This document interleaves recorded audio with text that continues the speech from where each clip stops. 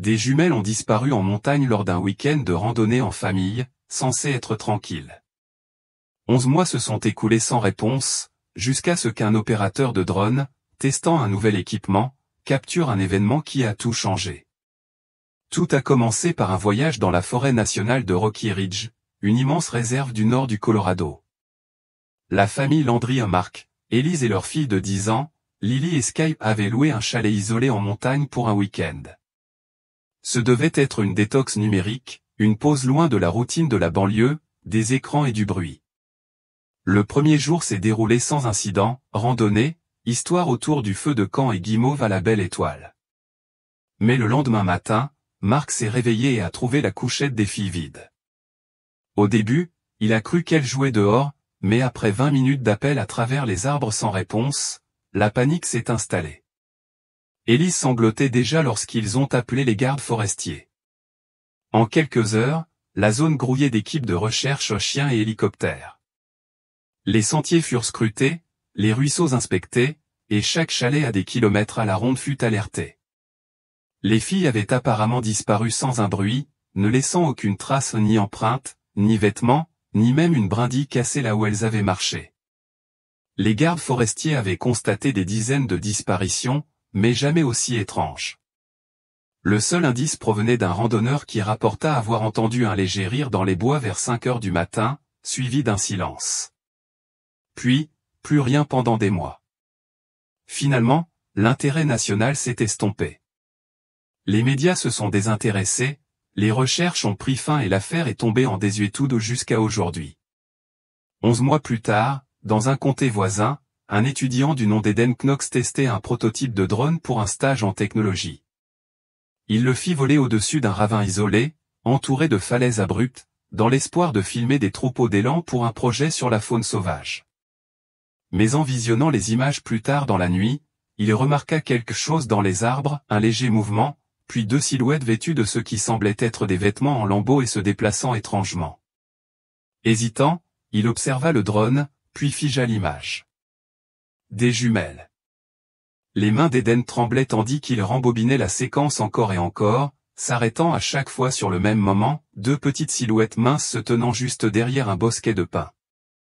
La résolution n'était pas parfaite, mais leur taille, leur posture, même leurs longs cheveux emmêlés ou tout suggérait une conclusion impossible, elles ressemblaient trait pour trait à Lily et Sky Landry. Il n'a pas fermé l'œil cette nuit-là.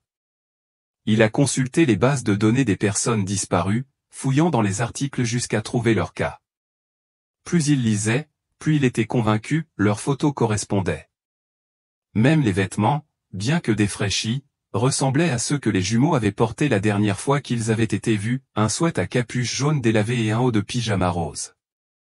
Le lendemain matin, Eden se rendit au bureau du shérif local avec son ordinateur portable. Au début, l'adjoint à l'accueil fut dédaigneux, jusqu'à ce qu'il découvre les images. En moins d'une heure, les enquêteurs des 2 comtés s'étaient réunis, comparant les horodatages, relevant les coordonnées et vérifiant les cartes du terrain. La zone survolée par le drone d'Eden était complètement hors sentier, dense, escarpée et notoirement inaccessible. Les gardes forestiers l'appelaient Dead Timber Hollow. Aucun sentier officiel n'y menait, juste des falaises, des forêts et des rumeurs. Personne n'avait fouillé cette zone à l'époque, elle était considérée comme trop dangereuse et trop éloignée du lieu de la disparition des filles. En 48 heures, une équipe spéciale de secours a été constituée. L'intervention par hélicoptère était impossible en raison de la couverture forestière. Il fallait intervenir à pied, à l'aide de cordes, de drones infrarouges et de détecteurs de mouvement. Mais personne ne l'a dit à voix haute, et s'il était déjà trop tard? Alors que l'équipe avançait à pied, Elise et Mark Landry ont été contactés par les autorités. Elise s'effondra lorsqu'ils lui montrèrent l'image figée. « Ce sont elles, murmura-t-elle, les mains tremblantes. Ce sont mes filles. » Mark ne dit rien, il fixait simplement la scène, engourdi, une main si serrée en un point que ses jointures blanchirent. Ils avaient vécu 11 mois dans ce cauchemar, et maintenant une lueur d'espoir avait rouvert une blessure dont ils n'étaient pas sûrs qu'elle puisse guérir un jour. 2 jours plus tard, les équipes de recherche atteignirent la crête surplombant Dead Timber Hollow. À l'aube, elles lancèrent un deuxième drone, équipé cette fois d'un système d'imagerie thermique. Et ce qu'il capta à 6h17 allait tout changer. À 6h17 précise, le drone thermique capta une signature thermique de, en fait. De taille humaine, immobile, dissimulée sous une épaisse canopée près d'un surplomb rocheux. Les silhouettes ne bougeaient pas beaucoup, mais elles étaient là, vivantes ou récemment vivantes. Les équipes de secours ont noté les coordonnées et ont entamé leur descente. Le terrain était accidenté aux fortes pentes, roches instables, arbres abattus mais l'adrénaline les poussait à avancer. Ils avançaient avec empressement, se faufilant entre les ronces et esquivant la brume froide qui s'accrochait au sol comme un avertissement. Vers midi, ils atteignirent le bord du ravin où le drone avait repéré un mouvement. C'est alors qu'ils l'entendirent à peine audible, comme le bruit des feuilles qui bougent ou celui d'une respiration. « Allô » appela prudemment l'un des sauveteurs. Un silence, puis une réponse, faible, fragile, à l'aide. C'était une voix d'enfant. L'équipe s'élança, leurs lampes torchées balayant les forêts. Là, sous un abri de fortune fait de branches et de brindilles, se blottissaient deux petites silhouettes, la peau pâle, les cheveux emmêlés, les vêtements usés et couverts de poussière. L'une entourait l'autre de ses bras protecteurs. Toutes deux tremblaient. « Lily ?» Sky, demanda doucement le sauveteur. L'une des filles releva lentement la tête. Ses yeux étaient creux, enfoncés, mais brillants de reconnaissance. « Je suis Lily », murmura-t-elle. Sa sœur ne répondit pas, elle fixait simplement la scène, les yeux écarquillés, tandis que des larmes roulaient silencieusement sur ses joues. Les ambulanciers se sont précipités. Couverture, eau, gel de glucose. Mais ce qui a le plus stupéfié l'équipe de secours, ce n'était pas seulement que les filles soient en vie, mais qu'elles aient survécu seules dans cette nature hostile pendant près d'1 an. Du moins, c'est ce qu'il semblait. Car à moins de 6 mètres du refuge, ils ont trouvé autre chose, un sac à dos usé qui ne figurait pas dans l'inventaire initial des personnes disparues. À l'intérieur se trouvaient des conserves, un couteau à lame rétractable et une lampe torche avec des piles fonctionnelles. Quelqu'un d'autre était passé par là, et s'y trouvait peut-être encore. L'un des membres de l'équipe de recherche, un vétéran nommé Harris, s'accroupit près du sac à dos usé et ouvrit soigneusement le compartiment principal. Ce n'était pas le leur, murmura-t-il en désignant une étiquette délavée, cousue dans la doublure intérieure. R. Cullen était inscrit au marqueur noir. Personne ne reconnut le nom. Ça pourrait être un campeur, proposa l'un des autres. Mais Harris secoua la tête. Le matériel était emballé de manière trop sélective suffisamment pour subvenir aux besoins d'une personne isolée, mais suffisamment léger pour être déplacé fréquemment intentionnellement, stratégiquement, tandis que les ambulanciers préparaient Lily et Sky à l'évacuation. Un autre membre de l'équipe communiqua par radio depuis une crête à une trentaine de mètres. « Vous allez vouloir voir ça », dit-il d'une voix hachée. Un sentier étroit, à moitié envahi par la végétation, à moitié piétiné, menait à ce qui ne pouvait être décrit que comme un campement rudimentaire interdit aux enfants. Il y avait une bâche de protection tendue entre les arbres, un anneau de feu improvisé et, à côté, une figurine en bois sculptée à la main. Elle était petite, grossière et ressemblait indéniablement à une petite fille avec des tresses. La personne qui séjournait ici les avait observés. De retour au point d'extraction, l'état de Lily commença à se stabiliser. Elle but lentement, le regard rivé au moindre bruit inconnu. Mais lorsqu'on lui demanda comment elles avaient survécu, elle ne répondit qu'une seule chose, toujours les mêmes mots, « Nous n'étions pas seuls ». Sky n'avait rien dit. Elle s'accrochait à sa sœur, tremblant à chaque fois qu'un inconnu s'approchait. Le personnel médical remarqua des blessures défensives et égratignures, contusions et divers stades de cicatrisation mais aucun signe de famine. Quelqu'un les avait nourris, protégés ou contrôlés. Alors que l'hélicoptère s'apprêtait à décoller, l'un des gardes forestiers se retourna vers les arbres. Qui que soit R. Cullen, il savait rester caché et il est probablement encore là. Personne ne l'a dit à voix haute, mais tous le sentaient, ce n'était pas la fin, c'était le début de quelque chose de bien plus sombre. Lorsque les filles furent téléportées au centre de traumatologie pédiatrique Saint-Luc, Tous les grands médias avaient relayé l'histoire, des jumelles retrouvées après 11 mois dans les Rocheuses. Mais ce que les gros titres ne rapportaient pas et que même l'équipe de secours n'avait pas pleinement assimilé, c'était la crainte grandissante qu'il ne s'agisse pas d'un miracle de survie. C'était quelque chose de plus sombre. Lily était stable mais faible. Sky n'avait pas prononcé un mot, mais les deux filles tressaillirent à la lumière des néons et refusèrent d'être séparées, ne serait-ce qu'une seconde. Le personnel médical remarqua leur état de santé inhabituel, non seulement de la malnutrition, mais aussi des signes de rationnement délibéré. Quelqu'un les avait nourris juste assez pour les maintenir en vie, quelqu'un qui savait ce qu'il faisait. Lorsqu'on l'interrogea, les réponses de Lily furent prudentes, presque répétées.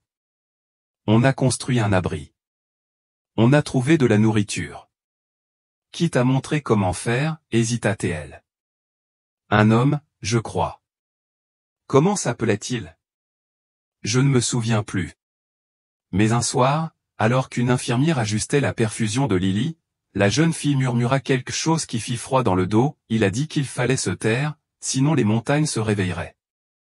De l'autre côté de l'hôpital, les forces de l'ordre s'efforçaient déjà de retrouver le nom inscrit sur le sac à dos, R. Cullen. Aucune déclaration de disparition correspondante. Aucun chasseur ni randonneur portant ce nom n'était enregistré dans la région. Mais un vieux journal de bord datant de 9 ans mentionnait un certain Russell Cullen, un ancien garde forestier licencié après une évaluation de santé mentale. Il avait vécu hors réseau pendant des années, dans une cabane qui n'apparaissait plus sur les cartes modernes. Pire encore, il avait un passé, un dossier scellé, une plainte déposée par une famille en 2012 pour comportement inapproprié envers un mineur lors d'un programme éducatif en pleine nature. Aucune inculpation, aucune suite, mais il n'avait pas disparu. Pas complètement. De retour dans la forêt, une équipe de recherche est retournée sur le site où le sac à dos avait été retrouvé. Ils ont balayé un rayon de 270 mètres et ont découvert ce qui ressemblait à une piste de gibier caché, partiellement dissimulée par des branches. Elle descendait de l'abri vers une mine abandonnée. L'un des agents a communiqué par radio, on a trouvé quelque chose. Vous allez vouloir voir ça. À l'entrée de la mine, dissimulée derrière une poutre en bois effondrée, se trouvait une pièce improvisée, des bougies et des livres pour enfants usés par les intempéries. Et des dizaines de sculptures en bois. Toutes des jumelles, chacune avec des tresses assorties. Certaines avaient des membres manquants. Ces sculptures n'étaient pas seulement dérangeantes, elles étaient intimes, détaillées, comme si leur auteur avait passé des mois à mémoriser chaque trait du visage des filles. Des dizaines d'entre eux étaient alignés contre la paroi de la mine, disposés par paires. Certains arboraient des sourires fêlés et irréguliers. D'autres avaient des boutons noirs à la place des yeux. Mais ils partageaient tous une caractéristique distinctive, des tresses jumelles nouées avec du fil rouge délavé. Au fond de la caverne, les agents trouvèrent un lit de camp rouillé et une série de notes manuscrites éparpillées sur une caisse en bois. La plupart étaient des griffonnages illisibles qui viraient à la folie, mais l'un d'eux se démarquait. On pouvait y lire « Les montagnes m'ont pris mes filles. Maintenant, elles m'en ont donné de nouvelles. Celle-ci écoute. Celle-ci reste. » Le détective Aurin, responsable de l'affaire, se tenait figé dans l'obscurité de la grotte, la note tremblant dans ses mains gantées. De retour à l'hôpital, Lily se réveilla en hurlant. Élise se précipita dans la chambre juste avant que les infirmières ne puissent la sédater. « Bien sûr, ma puce. Je suis là, » murmura-t-elle en serrant sa fille fort contre elle. Lily s'accrocha à sa mère comme si elle allait être à nouveau emmenée. Entre deux respirations paniquées, Lily dit quelque chose qui fit s'arrêter le cœur d'Élise, il venait la nuit. Il portait un masque d'écorce. Il sentait la fumée et les vieilles pièces. Élise déglutit difficilement. « Il t'a fait du mal ?» Lily hocha lentement la tête. « Mais pas Sky. Il a dit que j'étais l'aîné, alors j'ai dû apprendre en premier. » Élise s'effondra, sanglotant dans les cheveux de sa fille, réalisant pour la première fois à quel point elle ne savait pas encore tout. Pendant ce temps, de l'autre côté de la ville, une femme entra dans le bureau du shérif, un journal froissé à la main. Elle avait la soixantaine, la peau abîmée par le soleil et les mains tremblantes. J'ai vu l'histoire, dit-elle d'une voix rauque. Les jumelles. Ces gravures que vous avez trouvées dans la mine, je les ai déjà vues. Orin se pencha en avant, et les yeux de la femme s'emplirent de larmes. Dans mon grenier. J'ai emménagé dans une propriété saisie près de Gunison il y a 6 ans. Il y avait un coffre dans le vide sanitaire rempli de ces petites statues, toutes des jumelles. Mon mari les a brûlées parce que je les trouvais trop effrayantes. Le cœur de Orin s'emballa. Vous souvenez-vous du nom de l'homme qui vivait là avant vous? Elle n'eut pas besoin de répondre. Les actes de propriété, oui, Russell Cullen. La cabane abandonnée était toujours répertoriée sous une société écran disparue. Lorsque les autorités arrivèrent sur les lieux le lendemain matin, elles la trouvèrent exactement telle qu'elle la décrivait, froide, délabrée, mais habitée autrefois. Au sous-sol, derrière un mur de bois de chauffage en décomposition, se trouvait une porte verrouillée. En la forçant, ils découvrirent une pièce insonorisée, doublée d'isolant, et des dizaines de minuscules rayures à l'intérieur de la porte. Le silence dans la pièce secrète du sous-sol était étouffant. Les enquêteurs se tenaient côte à côte, leurs lampes de poche illuminant les murs, révélant une épaisse isolation, un matelas moisi et des griffures gravées dans les cloisons sèches à hauteur d'enfant, certaines suffisamment récentes pour que de minuscules volutes de plâtre s'y accrochent encore. Un agent se tourna vers les autres. Quelqu'un a vécu ici récemment. Dans un coin se trouvait un seau en métal rouillé rempli de déchets séchés, un plateau rempli de nourriture avariée. Et sur le mur opposé à la porte, d'autres gravures, de minuscules initiales OL+ répétées à l'infini, parfois à l'envers, parfois en miroir. Mais la découverte la plus glaçante eut lieu lorsqu'un des agents força un tiroir en bois caché sous le matelas. À l'intérieur se trouvaient plusieurs polaroïdes, déformés et gondolés par l'humidité. À l'intérieur, 2 fillettes visiblement Lily et Sky étaient assises sur un sol en pierre, les mains jointes sur les genoux, le visage impassible. Une ombre se profilait derrière elle sur chaque photo, toujours légèrement hors cadre. Il ne montrait jamais son visage en entier. Les preuves furent transportées d'urgence à l'hôpital, où l'inspecteur Orin retrouva Élise et Marc dans la salle d'attente. Leurs yeux étaient creux, leur corps raide, comme s'ils avaient oublié comment se détendre. Lily s'était rendormie, sous sédatif après un réveil par de nouveaux cris. Nous avons trouvé où ils étaient gardés, dit Orin d'une voix calme. Pas pendant les 11 mois, mais une partie. Une propriété isolée à l'extérieur de Gunison. Le propriétaire, Russell Cullen, est hors réseau depuis 2009. Il n'a jamais payé d'impôts, ni renouvelé son permis de conduire, rien. C'est comme s'il avait disparu. Marc leva brusquement les yeux. Tu dis donc que quelqu'un d'autre a utilisé sa propriété, peut-être? Orin a dit, ou alors il n'est jamais vraiment parti. Élise parla d'une voix fragile mais claire. Il y a quelque chose que tu dois savoir. Quelque chose que Lily a dit dans son sommeil. Orin se pencha. Elle dit qu'il n'était pas toujours seul. Il y avait un autre homme, qui boitait. Il l'appelait Russ. Ce nom a tout changé. De retour au bureau, Orin et son équipe commencèrent à éplucher d'anciens casiers judiciaires et de personnes disparues. Finalement, une découverte inattendue survint, un dossier de 1991, provenant de Flagstaff, en Arizona. Un homme du nom de Russell Cullen, alors âgé de 29 ans, avait été arrêté pour mise en danger d'enfants, accusé d'avoir attiré des enfants du quartier dans son hangar avec des bonbons et de les avoir pris en photo. Les charges furent abandonnées après que des témoins se furent rétractés. Il disparut 2 semaines plus tard, mais un autre nom figurait dans ce dossier, celui de l'agent qui l'avait arrêté, l'adjoint Calvin Jessup. Dans son rapport final, Jessup nota une chose étrange, Cullen boitait, ce qui correspondait aux souvenirs chuchotés de Lily. Il ne s'agissait pas seulement de Russell Cullen. Il s'agissait de 2 hommes, peut-être plus.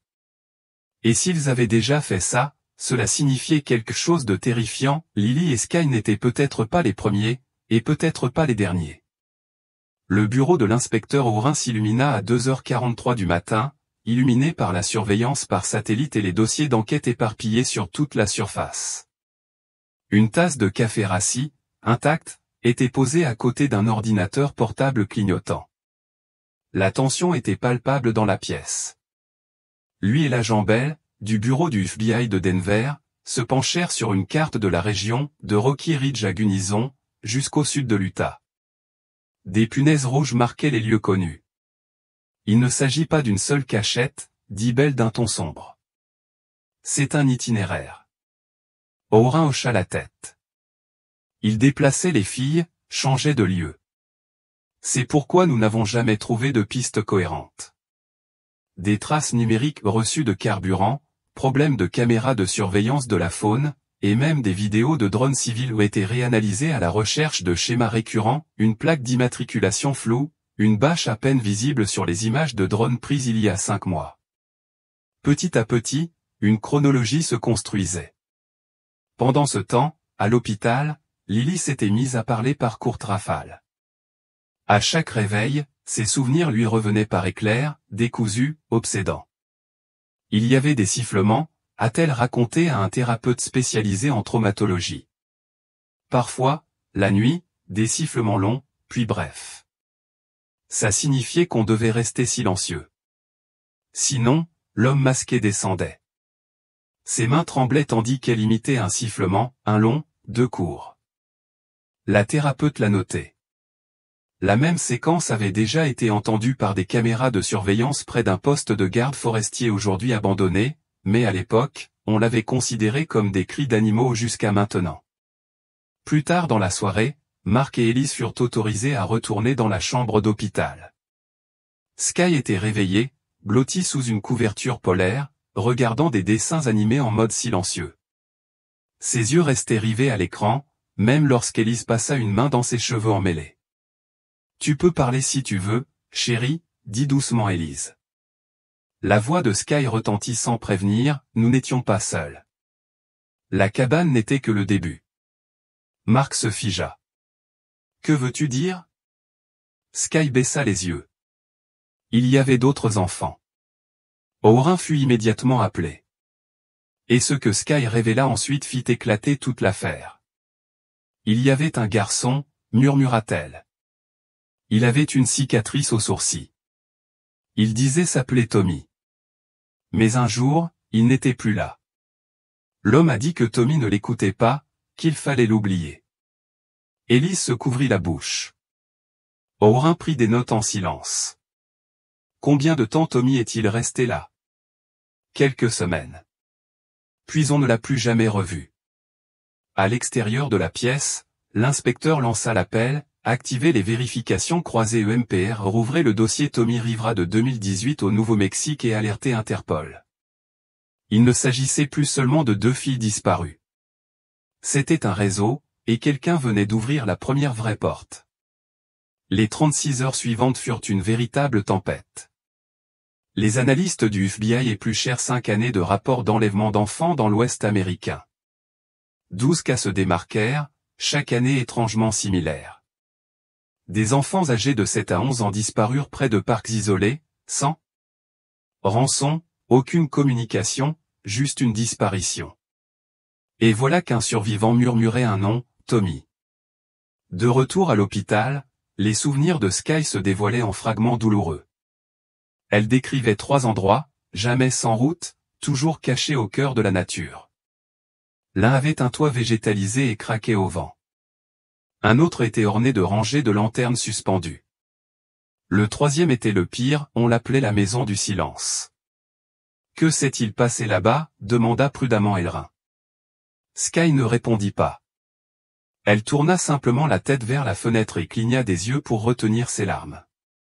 Plus tard dans la nuit, alors que les filles se reposaient sous sédation, Mark est sorti pour prendre l'air et a trouvé l'agent Bell qui l'attendait près des bancs près de l'entrée des urgences. « Je dois vous préparer, dit Bell après un long silence. Ce que vos filles ont vécu n'était pas un hasard. Nous pensons qu'elles ont été enlevées dans le cadre d'une opération de trafic coordonné. » Mark ne répondit pas. Il fixa simplement le sol. Bell poursuivit, ce que nous apprenons maintenant sur les déplacements, le ravitaillement, les emplacements, cela suggère que quelqu'un a une connaissance approfondie de la survie sur le terrain, et même des délais d'intervention des forces de l'ordre. Ce n'était pas quelqu'un qui avait de la chance. C'était planifié. Marc leva lentement les yeux. Comment nous a-t-il trouvés? Pourquoi nous? Belle hésita. On pense que ça a commencé sur un forum de randonnée. Votre femme a posté une semaine avant le voyage pour demander des informations sur les itinéraires à Rocky Ridge. Ce compte n'était pas privé. N'importe qui aurait pu le voir. Marc a ressenti le poids de cette question, une simple question en ligne. C'est tout ce qu'il a fallu. À l'intérieur, Élise était assise à côté de Lily, qui s'était réveillée en pleurs après un rêve qu'elle ne voulait pas expliquer. Elle répétait sans cesse une phrase, l'homme dans les arbres. Plus tard, lors d'un compte rendu de traumatisme, elle le décrivit plus clairement. Il portait des gants, ne montrait jamais son visage. Il avait un vieux sac à dos militaire et sentait toujours la fumée. Quand il jouissait, il ne prononçait jamais leur nom. Juste des numéros, serra les poings d'Elisa. Quel chiffre, chérie, demanda doucement le thérapeute. J'avais 3 ans, murmura Lily. Sky en avait 4. Le thérapeute demanda doucement, savez-vous qui était 1 et 2? Lily marqua une pause, puis hocha la tête. Il n'était plus là. Cette dernière phrase hantait toute la pièce, il n'était plus là. Qu'est-ce que cela signifiait? Y avait-il eu d'autres personnes avant Lily et Sky? Leur était-il arrivé quelque chose? Élise entra dans un couloir dès la fin de la séance. Elle avait l'impression de ne plus pouvoir respirer. Marc la retrouva 5 minutes plus tard, fixant le distributeur sans vraiment le voir. Elle a dit que c'était des numéros, murmura-t-elle. Ce n'était même pas des noms. Marc lui fit un signe de tête sombre, c'était un inventaire. Le soir même, l'inspecteur Elrin et l'agent Bell se sont réunis avec une équipe spéciale au bureau du shérif du comté. L'opérateur du drone, Eden Knox, avait collaboré avec des experts techniques pour améliorer les images du premier passage. Quelque chose était apparu à la limite des arbres, un détail jusque-là manqué ou une bâche de camouflage, un coin à peine distinct des aiguilles de pin et des rochers, mais ce n'était pas à sa place. Un abri, peut-être un poste de surveillance. Les journaux de vol du drone indiquaient qu'il avait survolé cette zone à 3 reprises. Au deuxième passage, la bâche avait disparu. Quelqu'un avait observé. Ils ont géocoordonné cet endroit précis et ont dépêché une équipe secrète à l'aube.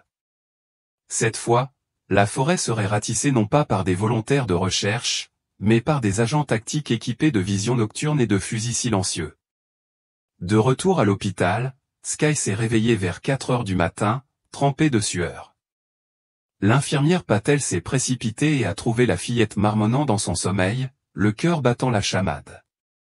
Ils reviennent, a-t-elle gémi. Ils reviennent toujours la nuit. Le docteur Chan ordonna un autre sédatif léger, mais Élise l'en empêcha. Non, dit-elle fermement. Laissez-la éveiller. Nous devons savoir ce dont elle se souvient. Sky ouvrit lentement les yeux, clignant des yeux de confusion. Élise se pencha plus près, écartant les cheveux humides du front de sa fille. Sky, dit-elle doucement, dis-moi qui ils sont. Sky hésita. Il n'y en avait qu'un au début, mais vers la fin, il y en avait d'autres. Ils sont restés dans les arbres. L'un d'eux a sifflé avant l'arrivée des autres. Élise est devenue froide. De l'autre côté du couloir, Lily avait dessiné quelque chose en attendant son prochain scan, une cabane, une forêt, un homme sans visage tenant une lampe torche, et dans le ciel un petit point volant avec des lumières clignotantes, le drone. Elle avait écrit une phrase en bas, en lettres carrées et tordues, nous l'avons vu. Il nous a vus. La forêt près de Rocky Ridge était silencieuse ce matin-là, ou trop silencieuse pour une équipe armée d'équipements thermiques, de détecteurs de mouvement et de communication militaire. La voix de l'agent Bell grésillait doucement dans les communications, faites profil bas. Faites le moins de bruit possible. On ne sait pas s'ils sont armés. L'unité secrète s'avança de 3 directions différentes vers les coordonnées fournies par Eden Knox. En s'approchant, ils remarquèrent des vestiges d'activité, des foyers éteints, des ossements d'animaux disposés en cercle et des silhouettes en bois grossières, liées par ce qui ressemblait à des mèches de cheveux. Puis ils aperçurent une tranchée creusée dans la colline, de la terre fraîche, une bâche partiellement enterrée. Un agent s'agenouilla et la dégagea. Dessous se trouvaient 2 sacs de couchage, une carte de la zone marquée à l'encre rouge et ce qui ressemblait à un journal, des pages remplies d'une écriture irrégulière et de chiffres. De retour à l'hôpital, Lily parlait plus ouvertement. On ne s'est pas juste caché, dit-elle doucement à l'inspecteur Elrin. On courait tout le temps. Il ne nous retrouvait pas toujours, mais il essayait. Quand vous dites « il », voulez-vous dire un homme, demanda Elrin. Lily hocha la tête. Il portait un masque, mais parfois il glissait. J'ai vu ses dents. Elle dessina de nouveau, cette fois un visage avec des lignes noires irrégulières à la place des traits. À la place de la bouche, une rangée de dents jaunies et pointues. Pendant ce temps, Sky se souvenait d'autre chose. Il y avait un trou dans le sol, dit-elle à Élise. On n'était pas censé s'en approcher, mais je l'ai vu y mettre quelque chose. Quel genre de chose, demanda Élise. Une chaussure et un collier. Il y avait un nom dessus, mais pas le nôtre. L'inspecteur Elrin dressa l'oreille. Un collier avec un nom? Sky hocha lentement la tête. Il était écrit bête. Le silence retomba dans la pièce. Les yeux d'Élise s'écarquillèrent. Bête, on ne connaît personne. L'agent Bell arriva peu après, tenant le journal retrouvé dans la tranchée. Les entrées étaient datées de façon sporadique, beaucoup barrées ou réécrites, mais le détail le plus glaçant se trouvait à la toute fin, une liste de 8 noms. 6 d'entre eux étaient rayés. 2 subsistaient, Lily, Sky. Et en dessous, une ligne défilée d'une écriture différente, il n'en reste que 2. Ensuite, j'y vais. L'agent Bell était assis en face de Rachel Landry dans une salle d'interrogatoire sécurisée, juste à côté de l'hôpital. Entre eux se trouvait le journal usé récupéré dans la tranchée. Je veux vous montrer quelque chose, dit-il doucement en feuilletant le journal jusqu'à la dernière entrée complète avant la liste. On pouvait y lire, elle criait quand la lune était pleine. L'autre était silencieuse, toujours à l'affût. Je crois qu'elle sait. Les mains de Rachel tremblaient en lisant. C'est la personne qui les a prises qui a écrit ça? Nous le pensons. Et d'après ce que nous avons pu rassembler, dit Bell, ce n'était pas sa première fois. Il glissa un petit sac en plastique contenant des preuves sur la table. À l'intérieur se trouvait le collier dont Sky avait parlé, un pendentif en argent terni, avec le nom de Beth gravé au dos. Nous avons déjà consulté la base de données des personnes disparues. Beth Holloway, 11 ans, a été portée disparue lors d'un camping scolaire dans le Montana il y a 12 ans. Rachel le fixa, horrifiée. Tu crois qu'elle était là aussi? Nous pensons qu'il fréquente ces bois depuis des années. La tranchée n'était pas seulement un abri. C'était un lieu de décharge. D'autres objets personnels étaient enfouis plus profondément, mais aucun reste humain n'a encore été retrouvé. Nous poursuivons les fouilles. Pendant ce temps, de retour dans la chambre d'hôpital, Lily s'agitait dans son sommeil, les jambes tremblantes sous la couverture. Élise était assise à ses côtés, repoussant les cheveux emmêlés du visage de sa fille. Sky, plus alerte, se redressa et dessina quelque chose de nouveau, cette fois en couleur. Avec des crayons de couleur trouvés dans le tiroir d'une infirmière, elle dessina une cabane différente de la leur. Celle-ci était plus sombre, cachée par les arbres, avec de la fumée s'échappant de la cheminée. C'est là qu'il allait quand il faisait froid, dit-elle doucement. Il y restait. On l'a vu à travers les arbres. Tu as vu où il habitait? Demanda doucement Élise. Sky hocha la tête. On n'y allait jamais. Mais lui, il y allait toujours. Ce seul indice poussa Bell et son équipe à se précipiter vers les cartes aériennes de Rocky Ridge, une cabane en pleine saison froide, cachée, non signalée et peut-être encore occupée. Le sentier qui les éloignait du ravin était à peine visible, envahi par la végétation et serpentant le long de la falaise, comme si la nature avait tenté de l'effacer. Mais il était là, caché à la vue de tous. Guidés par les souvenirs fragiles des filles et la détermination des sauveteurs, ils continuèrent leur route. C'est Lily qui le leur fit remarquer la première. Sa voix était faible, mais ses paroles étaient réfléchies, il nous a amenés ici la nuit. On n'avait pas le droit de parler. Qui t'a amené, demanda doucement Alvarez. Il a dit qu'on pouvait l'appeler oncle, dit Lily, mais il ne l'était pas. Elle s'interrompit. Il n'aimait pas les questions.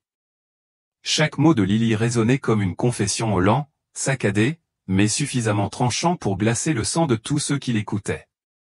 Elle racontait comment on la conduisait à travers des arbres touffus dans l'obscurité la plus totale, comment Sky était toujours obligé de marcher derrière, comment l'homme s'arrêtait brusquement au moindre bruit pour écouter. Il leur fallut plus d'une heure de marche lente avant de le voir. Niché sous un affleurement rocheux, presque camouflé par les broussailles et la terre, se trouvait une vieille cabane de trappeurs. Le bois était grisâtre et le toit s'enfonçait dans la paroi rocheuse, comme s'il s'était effondré dans la montagne. Un tuyau de poêle rouillé dépassait du toit, plié en biais. La porte d'entrée était fermée par une chaîne, mais les fenêtres étaient recouvertes de l'intérieur de ce qui ressemblait à du contreplaqué. Alvarez leva la main pour faire signe de se taire. Tout le monde reste à l'écart. Il fit un détour et remarqua une petite entrée arrière, moins sécurisée, entr'ouverte. Il jeta un coup d'œil à l'intérieur et s'arrêta. L'air sentait le moisi, mais aussi quelque chose de plus nauséabond, le vieux métal et la pourriture. À l'intérieur, éclairé seulement par des rayons de soleil poussiéreux, on pouvait apercevoir des signes d'habitation, des boîtes de conserve empilées, des couvertures au sol et une lanterne à gaz. Mais ce qui retint surtout son attention, ce furent les dessins, des centaines de dessins collés sur les murs, des croquis grossiers de 2 filles, encore et encore. Parfois, elles dormaient. Parfois, elles pleuraient. Parfois, elles n'étaient pas habillées. Alvarez l'appela immédiatement. Le reste de l'équipe entra prudemment, enjambant le plancher grinçant et prenant des photos de tout. Rachel se tenait juste à l'extérieur, les bras serrés autour de Lily, qui refusait de se retourner. C'est Sky qui a pointé du doigt un coin particulier de la pièce, ses premiers mots depuis des jours. C'est là qu'il dormait. Sous l'escalier, il y avait un vide sanitaire juste assez grand pour une personne. À l'intérieur, plié sous de vieilles couvertures, se trouvait un carnet relié en cuir. Alvarez l'ouvrit lentement. La première page était remplie d'une écriture en boucle. 2 petits oiseaux, à moi de les garder. Personne ne sait. Personne ne parle. Les pages qui suivirent étaient plus troublantes, les récits quotidiens d'un homme sombrant dans l'obsession et la paranoïa. Il y écrivait des rêves de purification, de construction d'un lieu où personne ne pourrait le retrouver. Et puis l'entrée finale. L'un d'eux s'est trop éloigné. Je l'ai suivi. Les autres viendront. Je n'ai pas fini. Le cœur d'Alvarez se serra. Il se tourna vers les autres. Il n'est pas là, mais il nous observe. Il savait que quelqu'un trouverait cet endroit. Soudain, l'un des policiers à l'extérieur cria, « Trace de pas récente, direction nord ». Tout le monde se déplaça en même temps. Les recherches n'étaient pas terminées, elles avaient simplement évolué vers quelque chose de bien plus dangereux. Les empreintes étaient étroites, irrégulières, un pied traînant légèrement comme s'il avait été blessé. Elles s'éloignaient de la cabane, serpentant à travers la dense lisière des arbres et remontant vers la crête plus abrupte. Elles étaient fraîches, trop fraîches. Elles n'étaient pas là lors du premier ratissage de l'équipe. Cela signifiait que celui qui avait vécu dans la cabane était à proximité, peut-être même en train de les observer pendant qu'ils étaient à l'intérieur. Alvarez s'empressa d'agir, faisant signe de se diviser en 2 groupes, l'un pour rester avec les filles et Rachel, l'autre pour suivre la piste. Il n'avait pas besoin d'un profileur pour lui dire que cette personne était instable, le journal le lui confirmait sans équivoque. Qui que fût réellement, oncle, ce n'était pas seulement un kidnappeur, il était méthodique, possessif, obsessionnel et peut-être même désespéré. Le sentier virait brusquement vers un terrain rocailleux. Là-haut, l'air était plus rare et les arbres cédaient la place à des affleurements rocheux et à des plaques de neige persistantes. Un policier perdit pied, glissant sur plusieurs mètres avant de se rattraper. Les empreintes ne s'arrêtèrent pas pour autant. Elles menaient directement à une étroite crevasse entre 2 rochers, puis à un escalier rocheux naturel qui s'élevait comme une colonne vertébrale le long de la montagne. La radio d'Alvarez grésilla. « Monsieur, nous percevons de faibles signaux thermiques à environ 300 mètres. Ça pourrait être lui. Ça pourrait être un animal sauvage. Bien reçu. Avancez lentement. Levez les yeux. Il pourrait être armé. » Alors qu'ils approchaient du sommet de la crête, l'air devint vif et silencieux. Trop silencieux. Puis un mouvement, un éclair de vêtements sombre entre les arbres. Quelqu'un se pencha, boitant, essayant de rester bas, mais en vain. Alvarez éleva la voix, « Arrêtez. Police. » L'homme s'enfuit. Les 30 secondes qui suivirent furent chaotiques, branches craquantes, bottes martelant le sol, radio grésillante. L'homme était rapide malgré sa blessure, dévalant l'autre côté de la pente à une vitesse folle. Mais Alvarez connaissait le terrain. Il prit le sentier le plus bas, coupant au pied de la colline pour l'intercepter. Ça a marché.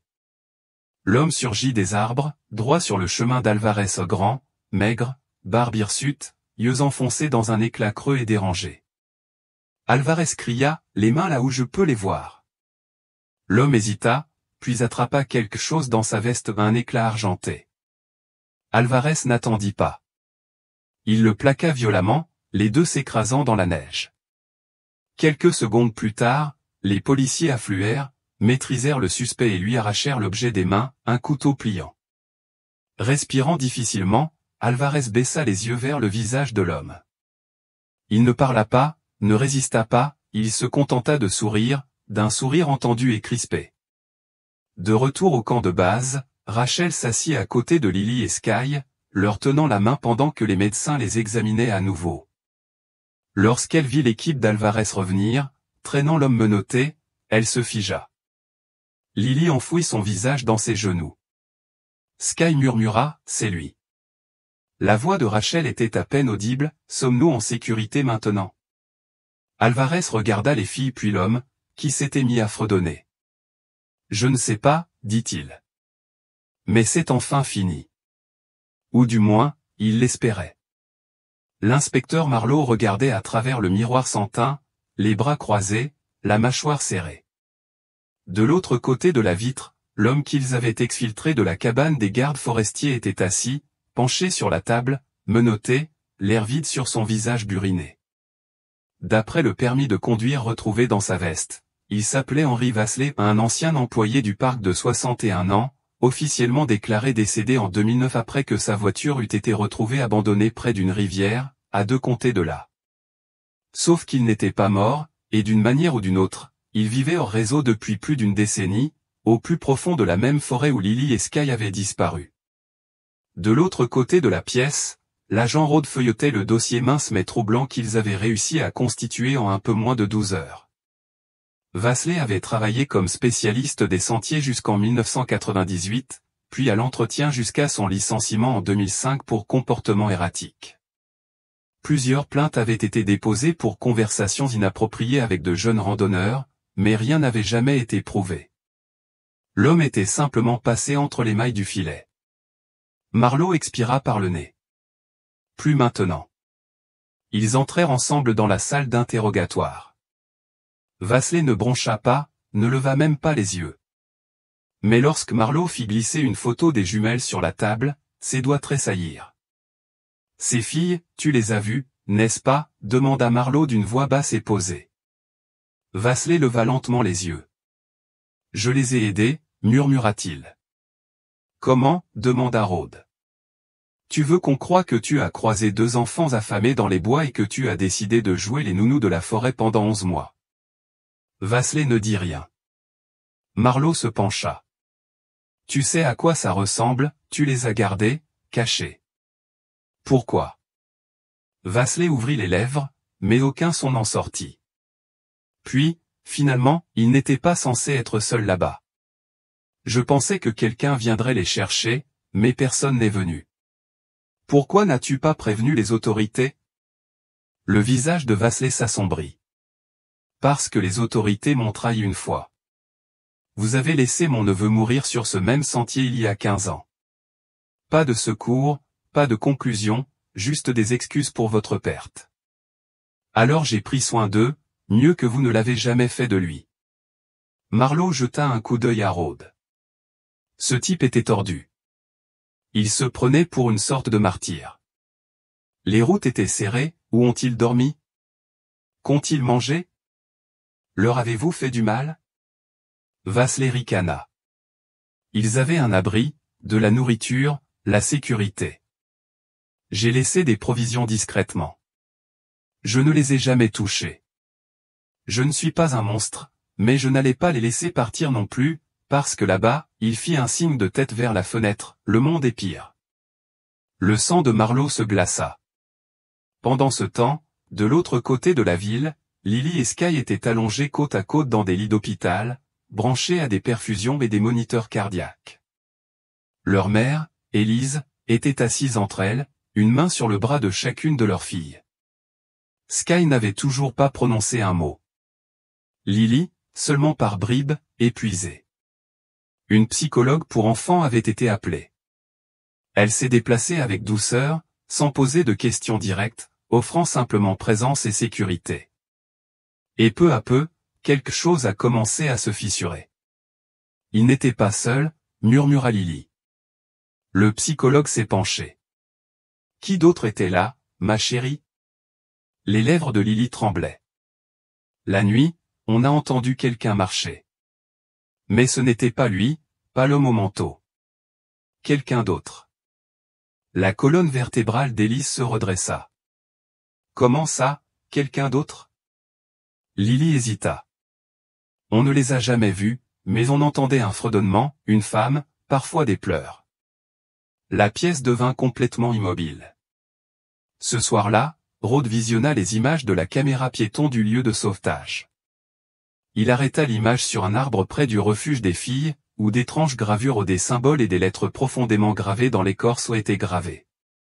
L'une d'elles ressemblait étrangement à Vasley, mais les autres étaient des initiales inconnues. Il les a passées en revue dans les bases de données des personnes disparues, tous les enfants, tous ceux des 20 dernières années, tous disparus dans les parcs nationaux de la région.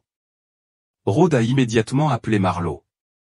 Je ne pense pas que Vasley ait agi seul, dit-il doucement. Je pense qu'il faisait partie d'un projet bien plus vaste. Et quelque part au fond de cette même forêt, un autre drone, celui-là fourni par le gouvernement et équipé d'infrarouge, survola une crête à basse altitude. Il détecta une signature thermique, non pas 2, ni 3, mais 7, tous regroupés, et l'un d'eux beaucoup plus grand que les autres. Les images du drone n'étaient pas censées être rendues publiques. Le pilote, un sous-traitant du ministère de l'Intérieur nommé Johnson Reed, avait été chargé de détecter des traces de campements illégaux ou de dommages environnementaux suite aux récents incendies de forêt. Mais ce qu'il a découvert lors de son inspection du secteur nord de Rocky Ridge l'a laissé sans voix. La lunette infrarouge de son drone détecta cette signature thermique distincte, 6 regroupées, typique d'enfant, et une immobile, debout, clairement celle d'un adulte. Johnson zooma. Les silhouettes étaient nichées dans un creux sous une formation rocheuse, près d'un sentier de feu à peine marqué ni tente, ni feu, mais elles se déplaçaient lentement. Elles existaient. Lorsque Johnson a amélioré l'image, son estomac s'est retourné. L'un des enfants était chaussé. Un autre boitait visiblement. Ils étaient serrés les uns contre les autres comme des proies attendant en silence. Debout au-dessus d'eux se tenait une femme enveloppée dans plusieurs couches de tissu en lambeaux, le visage caché par un châle. Même à l'altitude du drone, son immobilité avait quelque chose d'anormal, comme si elle n'observait pas la forêt, mais l'écoutait. Johnson a immédiatement signalé la vidéo. L'information a été transmise au bureau local de Denver. En moins d'une heure, une équipe d'intervention fédérale a été mobilisée. De retour à l'hôpital, le médecin de Lily s'approcha doucement d'Élise, l'air solennel. « Il y a quelque chose que vous devez voir », dit-elle en la conduisant dans une petite pièce où 2 agents attendaient. L'un d'eux cliqua sur « Lecture » sur une tablette, et la vidéo de Johnson commença. Élise se serra la poitrine. « Est-ce que ce sont ?» « On ne le sait pas encore », dit l'agent. Mais l'une des filles a à peu près l'âge de Lily et Sky, et les autres sont trop petites pour être adultes. Cette zone est interdite au public. Il n'y a ni campement ni randonneur connu dans la région. Nous pensons que cela pourrait être lié au même phénomène. Un motif, demanda sèchement Élise. L'autre agent ouvrit un dossier. À l'intérieur se trouvaient des photos, des cartes, des noms, 10 disparitions au cours des 12 dernières années, toutes dans un rayon de 160 km autour de Rocky Ridge. Différents comtés, différentes saisons, mais toujours le même profil, des familles avec de jeunes enfants, et à chaque fois un ou plusieurs enfants disparaissaient sans laisser de traces. Jusqu'à présent, nous n'avions aucun moyen de les relier. L'arrestation de Vasley a changé la donne. Élise regarda les photos. Pourquoi ces affaires n'étaient-elles pas liées avant? Parce qu'il n'y avait jamais assez de chevauchement. Différentes agences, pas de coordination centrale. Vasley était le premier fil conducteur, mais nous pensons qu'il n'était qu'un maillon d'un réseau. Lily, qui se reposait dans la pièce voisine, remua de nouveau. Elle avait fait des cauchemars, parlant par bribes pendant son sommeil. Cette nuit-là, elle se réveilla en sursaut, le souffle court. « Je l'ai revue, murmura-t-elle à Élise. « Qui, chérie ?»« La chanteuse. Elle vivait dans les rochers. Elle nous donnait parfois à manger, mais elle effrayait Sky. » Élise caressa doucement les cheveux de sa fille. « Est-ce qu'elle t'a déjà fait du mal? » « Non. Elle nous observait, c'est tout, dit Lily. On était spéciaux. » Dans une autre partie de l'hôpital, l'agent Rhodes se tenait au-dessus de Vasley dans une salle d'interrogatoire. Une nouvelle photo était posée sur la table, une image floue, prise par le drone, montrant la grande femme entourée d'enfants. Vasley baissa les yeux, puis, sans qu'on lui demande, murmura « Elle s'appelle Lena. » Rhodes se pencha en avant. « C'est elle qui a enlevé les autres ?» Vasley resta silencieux un long moment. Puis, elle les trouve. Je n'ai aidé que celui dont elle avait fini. Fini? Le sang de Rhodes se glaça. Vasley sourit faiblement. Elle ne les garde pas éternellement. Rhodes se leva, dégoûté. Tu pars pour le restant de tes jours. Le sourire de Vasley s'estompa. Tu ne comprends toujours pas, n'est-ce pas? Elle ne prend jamais ceux qu'on peut pister. Elle ne prend que ceux que personne ne recherche vraiment. De retour au centre de commandement, l'équipe de drone a verrouillé les coordonnées. Un hélicoptère était prêt. Rangers, agents et personnel médical se préparaient à descendre dans Ridgeline Gulch à l'aube. Mais alors qu'ils s'apprêtaient à intervenir, un autre balayage de drones a révélé que les signatures thermiques se déplaçaient rapidement, se dispersant dans la forêt comme des cerfs effrayés, à l'exception d'un seul, le grand. Elle ne s'est pas enfuie, elle a levé les yeux vers le drone et a souri. Lorsque l'équipe tactique atterrit près du ravin, les enfants avaient disparu. L'abri sous roche était vide, seuls quelques vestiges subsistaient, de petites empreintes de pas dans la boue, un sachet de haricots en conserve à moitié mangé, un morceau de flanelle déchiré qui aurait pu être un bas de pyjama. Mais ce qui glaça le plus les secouristes, ce furent les grandes empreintes près du bord, des pieds nus enfoncés profondément dans la terre meuble. Pas animale. Humaine. Elles s'éloignèrent du site et disparurent à la limite des arbres. Pendant les 72 heures qui ont suivi, une grille de recherche a balayé les 12 kilomètres environnants avec l'aide de drones thermiques, de chiens de piste et d'équipes montées. Rien, aucun bruit, aucun murmure. Personne n'a retrouvé Lena, et les enfants n'ont jamais réapparu. De retour à l'hôpital, Lily commença à parler davantage. Son traumatisme était loin d'être guéri, mais sa mémoire s'aiguisait, comme si quelque chose en elle l'avait enfin lâché. Elle se souvenait de la première nuit où Sky l'avait réveillée en lui murmurant que quelqu'un était à l'extérieur de la cabane. Elle se souvenait de l'odeur de terre et de pain lorsqu'on les emmenait à travers les bois, et elle se souvenait de la femme qui les nourrissait de bail et couvrait leur abri de branches quand il pleuvait. Elle n'était pas méchante, dit Lily. Mais elle ne voulait pas qu'on parte. Elle nous a dit que la forêt nous avait choisis. Élise demanda doucement, Sky était-elle avec toi tout le temps? Lily hésita. Non, pas tout le temps. Après la première neige, elle est tombée malade. Elle toussait beaucoup. Élise retint son souffle. Et alors, que s'est-il passé? Un jour, je me suis réveillé et elle avait disparu. La femme m'a dit que Sky devait se mettre en sécurité, mais je ne l'ai plus jamais revue.